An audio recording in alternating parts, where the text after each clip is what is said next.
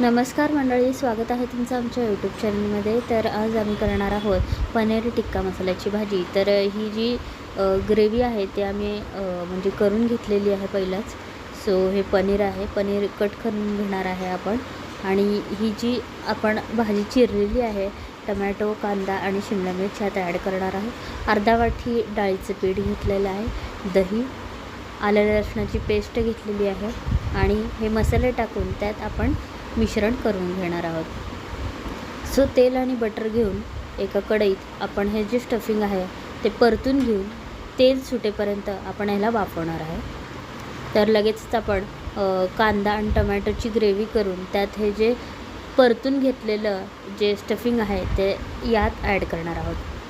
तर चॅनलला अजून तुम्ही सबस्क्राईब केलं नसेल तर लाईक, शेअर, सबस्क्राईब हे जरूर करा. ठीक आहे. आणि आता ही रेडी झालेली आहे भाजी. तर तुम्ही बघू शकता याचा कलर देखील हॉटेलसारखा आलेला आहे भाजीला. तुम्ही ही रेसिपी घरीही करून बघू शकता. सो मी एक टेस्ट घेऊन सांगते की ही भाजी कशी झालेली आहे.